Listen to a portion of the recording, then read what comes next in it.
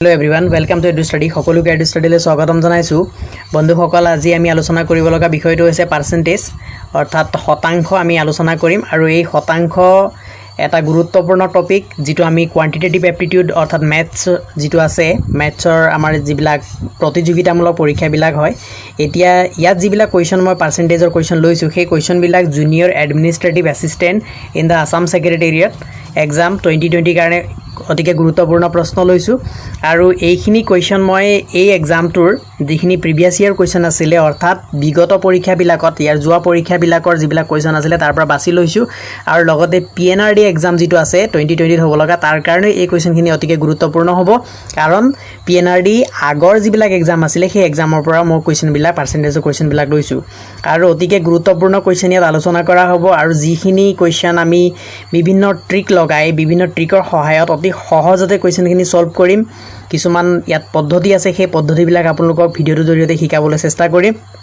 গতিকে বন্ধুসকল যদি এতিয়ালৈকে আপোনালোকে এডু ষ্টাডি চেনেলটো সাবস্ক্ৰাইব কৰা নাই তেনেহলে সাবস্ক্ৰাইব কৰি লওক আৰু লগতে ওচৰত থকা বেল আইকনটো প্ৰেছ কৰি অল অপচনটো সিলেক্ট কৰিবলৈ নাপাহৰে যেন আৰু লগতে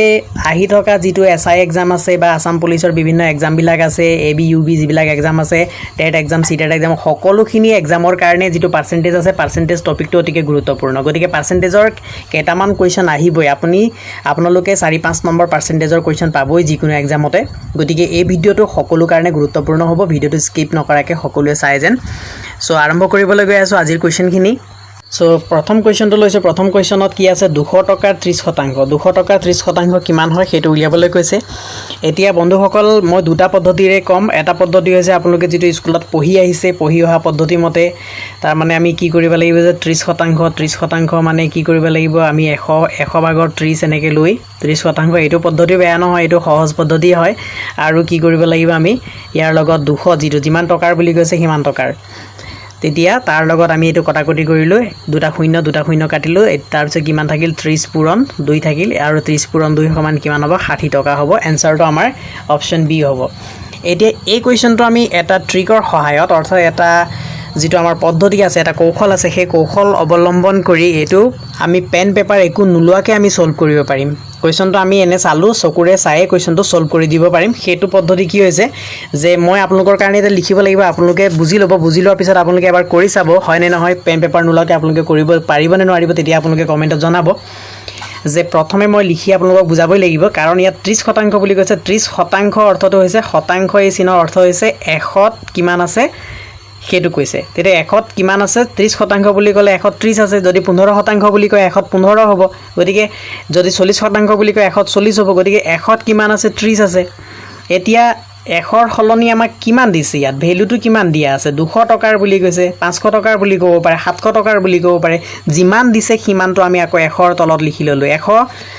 130 হল কিন্তু এতিয়া 100 নহয় আমাৰ কিমান আছে কোৱেশ্চন মতে 200 আছে গতিকে 100 ৰ পৰা 200 পাবলৈ আমি কি কৰিব লগা হল 2 পূৰণ কৰিব লগা হল ঠিক একেদৰে আমি 30 ৰ লগতো কি কৰিব লাগিব 2 পূৰণ কৰিব লাগিব আৰু আমি 30 ৰ লগত 2 পূৰণ কৰিলে কিমান পাম 60 পাম যদি এই কথাটো আপোনালোকে যদি মেন্টালি কথাটো ক্যালকুলেশন কৰি চিন্তা কৰে তেতিয়ালে এই কোৱেশ্চনটোৰ আনসাৰ পাবলৈ আপোনালোকক 2 সেকেন্ড লাগিব আৰু মই এটা আপোনালোকক বুজাই দিব লগা হোৱাৰ কাৰণে 15 সেকেন্ড বা 20 সেকেন্ড লাগিছে কিন্তু আপোনালোকে মেন্টালি কৰিলে কেৱল 2 সেকেন্ডৰ ভিতৰত এই কথাটো উলিয়াই দিব পাৰিব যে 30% মানে 130 হ'ব আৰু 200 কিমান হ'ব যে 100 টো কিমান হল 200 হল 200 হতে কিমান হ'ব লগা হৈছে 2 পূৰণ কৰিব লগা হৈছে তেতিয়া 30 টো 2 পূৰণ তেতিয়া 30 টো 2 পূৰণ কৰা মানে 60 গতিকে অপচন বি আমি এনেকে পাই যাম সো আশা ৰাখিছো সকলোৱে এই ট্ৰিকটো এই কৌশলটো সকলোৱে বুজি পাইছে আৰু আহিছো নেক্সট কোৱেশ্চন আমাৰ সেকেন্ড কোৱেশ্চনলৈ সেকেন্ড কোৱেশ্চনত কি বুলি কৈছে মুঠ পৰিমাণৰ 40% হ'ব 500 মুঠ পৰিমাণ আছে মুঠ পৰিমাণৰ 40% হ'ব 500 তেন্তে মুঠ পৰিমাণ কিমান বুলি কৈছে মুঠ পৰিমাণটো কিমান আছে টোটালটো উলিয়াব লাগিব ইয়াত এটা পাৰ্সেন্টেজত আমি কি কৰিব লাগিব ইয়াত এটা মুঠ পৰিমাণৰ 40% হ'ব 500 এতিয়া আমি ট্ৰেডিশনাল মেথড মতে কেনেকৈ কৰিব লাগিব ধৰা হল মুঠ পৰিমাণটো x তেতিয়া কি হ'ব কোৱেশ্চন মতে কি হ'ব প্ৰশ্ন মতে যে মুঠ পৰিমাণৰ মানে ৰ ইয়াত ৰ এটা ল'ব লাগিব x ৰ হ'ব তেতিয়া x ৰ কিমান হ'ব ৰ লৈছো 40% আমি এনেকে ললো লৈ আৰু লগতে কি কৰিলো 500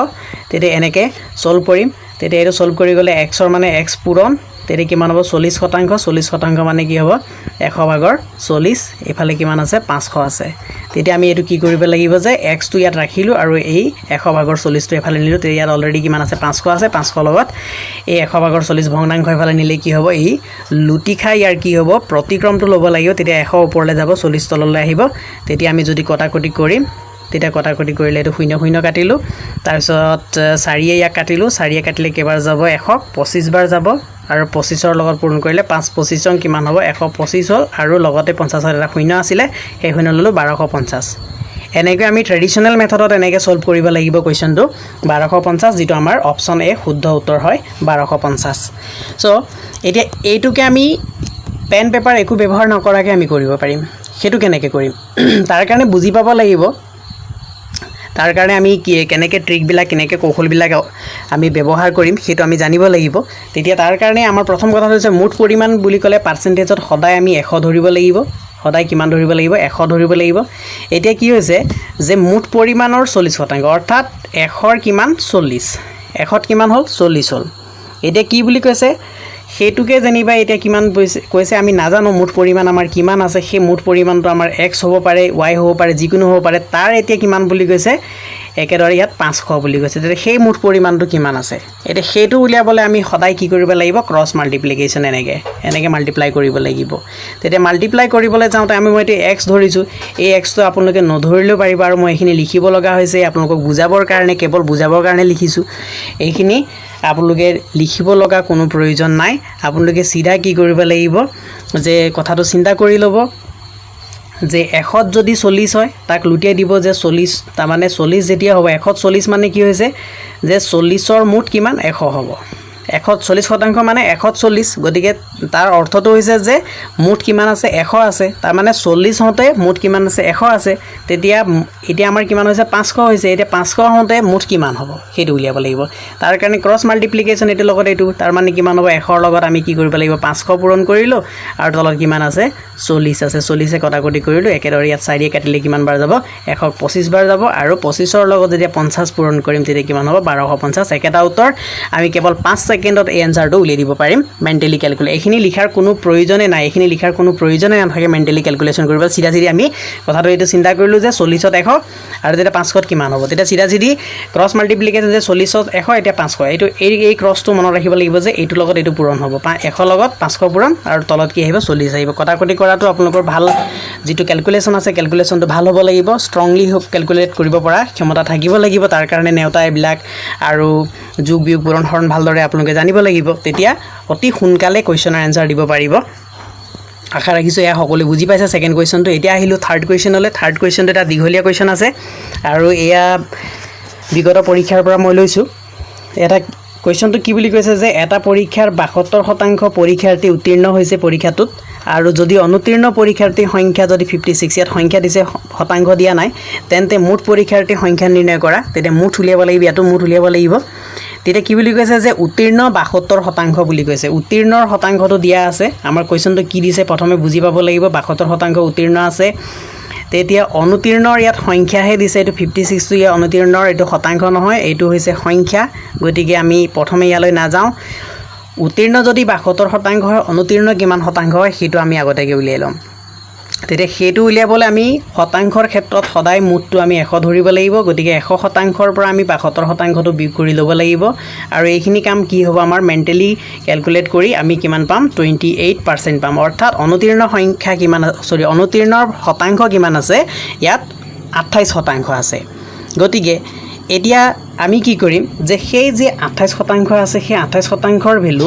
অৰ্থাৎ 28ৰ ভ্যালুটো কিমান হৈছে যে 56 হৈছে 28ৰ ভ্যালুটো কিন্তু মুঠ এতিয়া মুঠ পৰীক্ষাৰ্থীৰ সংখ্যা নিৰ্ণয় কৰা বুলি কৈছে মুঠ পৰীক্ষাৰ্থী বুলি ক'লে কি হ'ব আমাৰ 100 হ'ব তেতিয়া 100ৰ সংখ্যাটো কিমান হ'ব আমি সেইটো উলিয়াব লাগিব মুঠ মানে কি 100ৰ 28ৰটো আমি পালো অনুত্তীৰ্ণ সংখ্যাটো আমাৰ কিমান বুলি কৈছে 56 বুলি কৈছে গতিকে 56 আমি অলৰেডি পাই গলো তাৰ পিছত কি হ'ব মুঠ যেটো আছে 100 আছে 100ৰ কিমান হ'ব সেইটো উলিয়াব লাগিব তাৰ কাৰণে একে মই কৈ আছো বাৰে বাৰে যে ক্ৰছ মাল্টিপ্লিকেশ্যন তাৰ মানে 100 পূৰণ কিমান হ'ব 56 ডিভাইডেড বাই 28 বন্ধুসকল এইটো মই ডাইৰেক্ট কি কৰিলো শৰ্ট ট্ৰিক ব্যৱহাৰ কৰিলো আপোনালোকে লং মেথডত কৰিলে কৰিব পাৰিব এনসাৰটো ডাইৰেক্ট উলিয়াইছো এতিয়া 28 যদি 56 কাটো দুবাৰ যাব আৰু 2 লগত যদি 100 পূৰণ কৰিম আমাৰ এনসাৰটো কিমান ওলাব 200 ওলাব আৰু সেই 200টো কোনটো অপচনত আছে অপচন নম্বৰ সি ত আছে গতিকে সি টো হৈছে আমাৰ শুদ্ধ উত্তৰ তাৰপিছত আহিছো 4 নম্বৰ কোৱেশ্চনলৈ 4 নম্বৰ কোৱেশ্চনত কি কৈছে যদি এৰ আই বিৰ আয়তকৈ 25% বেছি তেন্তে বিৰ আই এৰ আয়তকৈ কিমান শতাংশ কম হ'ব নিৰ্ণয় কৰা তাৰ মানে আমাক কি কৈছে যে এৰ আই বিৰ আয়তকৈ 25% বেছি যেটো এৰ আই আছে বিৰতকৈ কিমান হ'ব যে 25% তাৰ মানে কাৰ লগত তুলনা কৰা হৈছে বিৰ লগত বিৰ যদি আমি আই পাই যাম তেতিয়া তাত বিৰ আয়তকৈ এৰ আই 25% বেছি তেতিয়া আমি ইয়াত শতাংশ যেতিয়া পাম আমি সদায় যিবিলাক মান ধৰিব লগা হেতু আমি শতাংশৰ ক্ষেত্ৰত সদায় 100 ধৰিম তাৰ মানে কাৰ আই ধৰিলো এটো ধৰিলো যে বিৰ আই হৈছে 100 তেতিয়া এৰ আই বিৰ আইতকৈ 25% বেছি তেতিয়া 100ৰ 25% মানে যেতিয়া শতাংশৰ কথা আহি পৰে 100ৰ 25% মানে মুঠতে কিমান হ'ব 25 হ'ব আৰু সেই 25 টো 100ৰ লগত যোগ হলে আমি তেতিয়া কি পাম এৰ আই পাম এৰ আই কিমান হ'ব 125 হ'ব মুঠতে এৰ আই কিমান হল 125 টকা হল এটা সেই 125 টকা বিৰ আই এৰ আই হৈ গল তেতিয়া এৰ আই যেতিয়া 125 টকা হল তাৰ পিছত আমাৰ কোৱেশ্চন মতে কি বুলি কৈছে তেন্তে বিৰ আই এৰ আয়তকৈ কিমান শতাংশ কম হয় বিৰ আইটো এৰ আয়তকৈ কিমান শতাংশ কম মানে কিমান টকা কম বুলি কোৱা নাই কিমান শতাংশ কম তাৰ মানে কিমান কম আছে তেতিয়া বিৰ যেটো এৰ আই আছে এৰ আইৰ পৰা আমি যেতিয়া বিৰ আইটো বিয়োগ কৰিলে কিমান পাম একে 25 পাম কাৰণ আমি 25 যোগ কৰি আমি 100 লগত 25 যোগ কৰি 125 পাইছিলো গতিকে 25 পালো তেতিয়া আমি এই শতাংশটো উলিয়াবলৈ এতিয়া কি কৰিব লাগিব যে আমি যেটো এৰ আই আছে এৰ আয়তকৈ বুলি কৈছে কাৰ কথা কৈছে এৰ আয়তকৈ গতিকে এৰ আয়ৰ শতাংশ উলিয়াব লাগিব এৰ আয়ৰ শতাংশ মানে 125ৰ যদি 25 হয় 125ত যদি যেটো কমিছে সেই কমটো যদি 25 হয় তেতিয়া হলে ইয়াৰ শতাংশ কিমান হ'ব তেতিয়া আমি 100% পূৰণ কৰিম বা 100% পূৰণ কৰিলে আমাৰ ওলাই যাব 25 কাটিলো ইয়াক কেবাৰ গল 5 বাৰ গল আৰু এ 5 100 কাটিলো কেবাৰ গল 20 বাৰ অৰ্থাৎ 20% আমাৰ এনসাৰ ওলাব আৰু যেটো অপচন নম্বৰ এ আমাৰ শুদ্ধ উত্তৰ হ'ব আশা ৰাখিছো এয়া সকলোৱে বুজি পাইছে আৰু বন্ধুসকল মই ইয়াত আৰু এটা কথা কৈছো যে আপোনালোকৰ যেতিয়া পাৰ্সেন্টেজ বিলাক এনেকে ওলাই যে 125 তলত আছে হৰ হিচাপে আৰু লব হিচাপে কিমান আছে 25 আছে কথাকটি কৰিলো 25 অংকে 25 5 25 125 অৰ্থাৎ কিমান হল 5 ভাগৰ 1 হল ইয়াত সিধা আপোনালোকে 5 ভাগৰ 1 মানে 20% আপোনালোকে উলিয়াই দিব পাৰে ইয়াৰ ক্ষেত্ৰত ভগ্নাংশ আৰু শতাংশৰ কিছুমান সম্পৰ্ক আছে সেই সম্পৰ্কবিলাক আপোনালোকে মনত ৰাখি লোৱাটো বেছি ভাল হ'ব কাৰণ কম্পিটিটিভ এক্সাম বিলাকত কম্পিটিশন বুলি কাকোৱা যিমানে আপোনালোকে বেছি শুদ্ধ উত্তৰ কৰিব সিমানে আপোনালোকৰ সিলেকশন হোৱাৰ চান্সটো বেছি থাকিব গতিকে সিলেকশন হোৱাৰ চান্সটো লবৰ কাৰণে বেছি নিজকে বেছি কি কৰিব লাগিব এলিজিবল কৰিব লাগিব যোগ্য কৰি তুলিব লাগিব তাৰ কাৰণে আপোনালোকে বহুত কথা ইয়াৰ পৰা শিকিব লাগিব আৰু সেইখিনি কৌশলগত কথা সেইখিনি শিকিবলৈ ইমান টান নহয় কিছুমান কথা মই কৈ দিছো আপোনালোকে চাওক ভগ্নাংশ কেনেকৈ আমি কি কৰিম যে ভগ্নাংশ যেতিয়া দুভাগৰ 1 হয় যেতিয়া দুভাগৰ 1 মই লিখিলো দুভাগৰ 1 তেতিয়া দুভাগৰ 1 সমান কিমান হ'ব 50% হ'ব এটো মনত ৰাখিব লাগিব যেতিয়া আমি কোবাত ভগ্নাংশ দুভাগৰ 1 পালো সিধা এতিয়া দুভাগৰ 1 পূৰণ 100% কৰি থকাতকে আমি ডাইৰেক্ট কি কৰিম 50% সিলেক্ট কৰি লম যদি ভগ্নাংশ কি হয় 3 ভাগৰ 1 হয় তেতিয়া কিমান হ'ব 3 ভাগৰ 1 হলে হেতু সিধা 33.33% হ'ব 3 ভাগৰ 1 হলে একেদৰে যদি 4 ভাগৰ 1 হয় তেতিয়া 4 ভাগৰ 1 হলে কিমান হ'ব 25% হ'ব এইখিনি আপোনালোকে লিখি ৰাখক আৰু মনত ৰাখিব কামত দিব আগলৈ আৰু একেদৰে কিমান আছে 4 ভাগৰ 1 টো কৰিলো 5 ভাগৰ 1 হলে কিমান পাইছিল আমি 20% পাইছিলো যেটো আমাৰ ইয়াত শুদ্ধ উত্তৰ আছিল একেদৰে 1/6 হলে কিমান হ'ব 1/6 হলে তেতিয়া এটো হ'বগে 16.16 এনেকে গৈ থাকিব এটো 16 16 আৰু 16.16 হ'ব সো 1/6 ৰ আমি কিমান পাইছিলো 1/6 ৰ 16.16 এনেকে পাইছিলো একেদৰে আমি 1/7 ৰ কিমান পাম 1/7 হলে মানটো কিমান হ'ব 14.28% হ'ব এইখিনি মনত ৰাখিব আৰু 1/8 ৰ কিমান হ'ব 1/8 ৰ হ'ব 12.5% ভ্যালুটো আৰু 1/9 যেতিয়া ভগ্নাংশ হ'ব তেতিয়া কিমান হ'ব 11.11 বুলি মনত ৰাখিব ইনে 11 বুলি পঢ়া হয় আৰু 1/10 হলে এটো সকলোৱে জানিব 1/10 হলে পাৰ্সেন্টেজ ভ্যালু কিমান হ'ব 10% হ'ব আৰু এইখিনি আপোনালোকে লিখি লৈ মনত ৰাখি ল'ব বা স্ক্ৰিনশ্বট লৈ ল'ব সো আহিছোঁ নেক্সট কুৱেশ্যনলৈ নেক্সট 5 নম্বৰ কুৱেশ্যনটো কি আছে 500 টকাক 15% বৃদ্ধি কৰিলে নতুন মান হ'ব 500 টকাক যেতিয়া আমি কি কৰিম 15% বৃদ্ধি কৰিম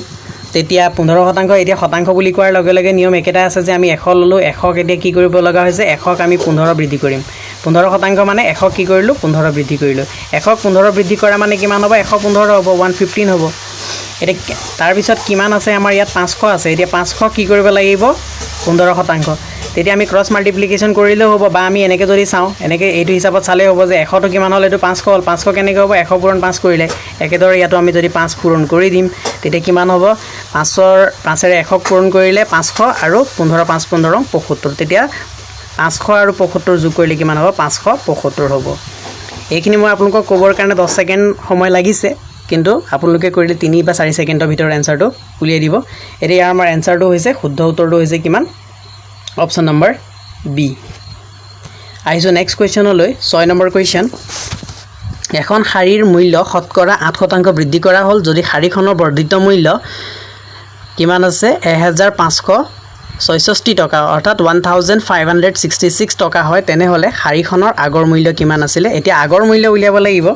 ইয়াতো নিয়ম একেটাই আছে যে আমি পাৰ্চেন্টেজ বুলি কোৱাৰ লগে লগে আগৰ মূল্য কিমান আছিল এটা বৃদ্ধি কৰা হ'ল মানে কি হৈছে যে কিমান শতাংশ আছে আমাৰ ইয়াত 4% বুলি কৈছে সৰি 8% বুলি কৈছে 4% নহয় 8% বুলি কৈছে তেতিয়া 8% বুলি কৈছে 8% বৃদ্ধিৰ অৰ্থটো কি হ'ল যদি শাৰীখনৰ মূল্য 100 টকা আছিল তেতিয়া তাত কিমান বাঢ়িলে 8 টকা বাঢ়িলে 8% মানে 8 টকা বাঢ়িলে 8 টকা বাঢ়িলে এতিয়া নতুন মূল্য কিমান হ'ব 108 টকা হ'ব এতিয়া প্ৰশ্নটোত কি বুলি কৈছে যে শাৰীখনৰ বৰ্ধিত মূল্য মানে সেয়া হৈছে নতুন মূল্য যেটো আমি ইয়াত শাৰীখনৰ যদি দাম 100 টকা হ'লহেতেন তেতিয়া বৰ্ধিত মূল্য বা নতুন মূল্য কিমান পালো 108 টকা পালো কিন্তু প্ৰশ্নত 108 নহয় হেতু কিমান হৈছে 1566 এটো হৈ আছে 1566 তেতিয়া একেটা কথা যে ক্ৰছ মাল্টিপ্লিকেশ্যন আমি কৰিব লাগিব তেতিয়া এই ভ্যালুটো কিমান আছে মানে আগৰ মূল্য বা নতুন মূল্য কিমান আছে সৰি আগৰ মূল্য কিমান আছিল শাৰীখনৰ দাম বৃদ্ধি হোৱাৰ আগৰ মূল্য কিমান আছিল হেতু পাই যাম তেতিয়া ক্ৰছ মাল্টিপ্লিকেশ্যন মানে কিমান হ'ব 100 into 1566 ডিভাইডেড বাই কি হ'ব এইটো তেতিয়া ইয়াত কিমান হ'ব 108 এটো পূৰণ কৰিলে এতিয়া আমাৰ কি হ'ব যে আমি যদি কটাকটি কৰো তেতিয়া 108ক আমি কিহে কাটিব পাৰিম 108ক আমি যদি 2 ৰে কাটি দিম তেতিয়া কিমান বাৰ কাটিব পাৰিম যে 54 বাৰ কাটিম ইয়াক একেদৰে মই আপোনালোকে বুজি পাবৰ কাৰণে কৰিছো নহলে মই ডাইৰেক্ট ইয়াৰ এনসাৰটো উলিয়াই দিলো হেতেন তেতিয়া ইয়াকো যদি 2 ৰে কাটো তেতিয়া কিমান হ'ব তেতিয়া কিমান হ'ব এটো 783 হ'ব যদি কটাকটি কৰি দিও একেদৰে আকৌ ইয়াক কিহেৰে গৈ আছে 9 ৰে গৈ আছে 9 ৰে যদি ইয়াকো 9 ৰে যায় তেতিয়া 9 ৰে ইয়াক কটাকটি কৰিলে 9 6 গুণ 54 ইয়াকো 9 ৰে কাটিলো 9 ৰে কেবাৰ যাব 9 8 গুণ 72 3 6 থাকিলে তেতিয়া 63 হ'বগে তেতিয়া কিমান হ'ব 9 7 গুণ 63 এবাৰ আকৌ 3 ৰে গৈ আছে দুবাৰ যাব ইয়াক 3 ৰে ইয়াক কাটিলো কেবাৰ যাব 3 ৰে ইয়াক কাটিলে 29 বাৰ যাব তেতিয়া 29 বাৰ কাটিলো তাৰ পিছত আমি কি কৰিব লাগিব যে 2 আছে 2 এ 100 কাটিব লাগিব কিন্তু মই এৰখতে আপোনালোকক কথা এটা কওঁ যে 2 ৰে 100 নাকাটিব সিধা ওপৰত পূৰণ কৰিব লগা যেটো কাম আছে হেতু পূৰণ কৰিলো কিমান পূৰণ কৰিবলৈ থাকি গল আমাৰ 100 পূৰণ 29 আৰু তলত 2 থাকিলে হেতু মই ভালদৰে লিখি লৈছো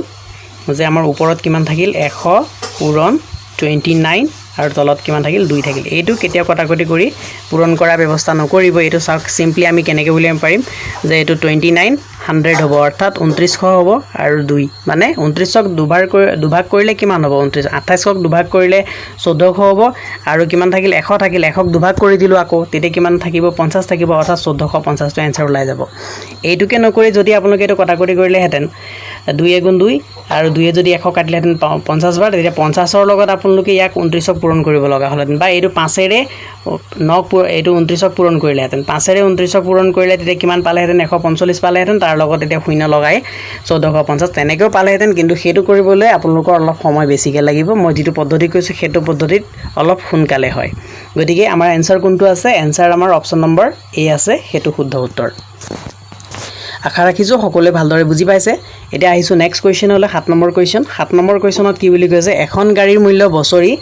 20% হাৰে হ্ৰাস হয় গাড়ীখনৰ বৰ্তমান মূল্য 4 লাখ টকা 4 লাখ টকা হলে 2 বছৰৰ পিছত গাড়ীখনৰ মূল্য কিমান হ'ব এতিয়া মূল্যটো কি হৈছে হ্ৰাস হৈছে